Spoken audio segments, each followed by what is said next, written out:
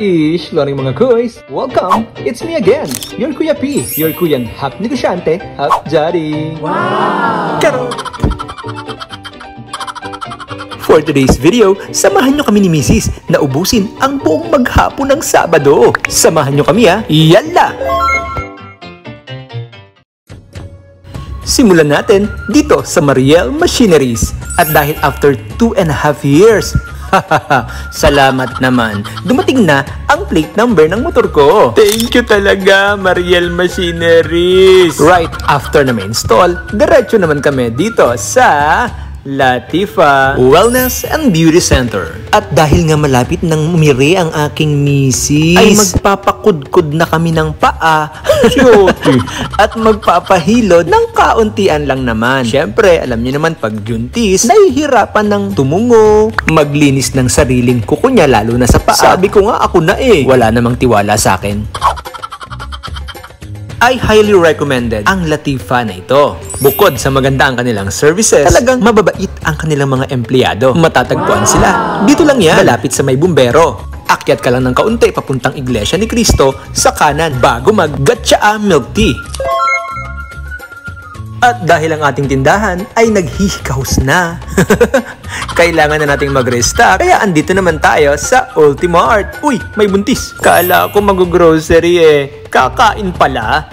Pagbigyan nyo na at laging gutom ang buntis. Pero mukha namang busog. Basta, tayo sumunod na lang at baka tayo'y maupakan. Sa bagay, lunchtime na rin naman pagkatapos namin kumain. At eto nga, mukhang nabitin pa.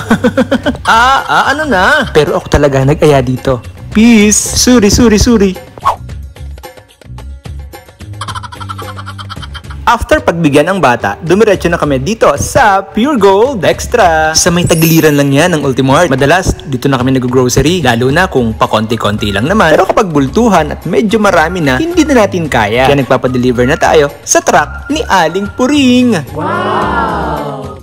Usually, pang personal consumption na namin to. At kung meron mang kaming nakalimutang i-order, eto, isinasabay na namin para sa aming tindahan. Pero usually, dahil nga pang personal namin to, ito yung mga kulang na gagamitin namin sa tahanan. Sa tahanan! Big word!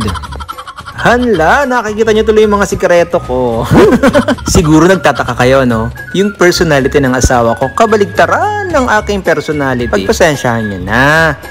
Suwak naman yarn. At tingnan niyo naman, habang vlog ako dito, dead matology lang yung misis ko. Sanay na ako dyan. Parang kilala ko to Hi, Ma'am Rhea! Say hi to the camera. Yun, another one spotted. Plaza E. Isa ito sa mga ayaw puntahan ng mga namamalengke. Pero dahil kailangan talaga natin, dito naman tayo sa wet market. Woo! Yes! Wet na wet. Dahil kailangan natin ng isda, chicken, or shrimp, gulay, at syempre, prutas na pampahaba ng ating buhay. Yes naman, lalong-lalo na kailangan talaga ng mga buntis yan. At syempre, kamatis, pampaganda ng kutis. Wow. Buti nga hindi na ako naliligaw sa palengking to Alam niyo ba ng mga una-unang araw, halos hindi ako makalabas kapag napasok ako sa palengke na to. Ano daw? At this moment, we feel achieve. Wow. We feel we conquer the world. Ang OA, ikaw ba naman may ulan na buong isang linggo, no? Ay mapapasuccess ka naman talaga. At dahil nasa palengke na rin naman kami, konting chika muna kila mama at papa. Fast forward, tara na at nagagalit na ang mga babies ko. Ayan, ang sama ng tingin.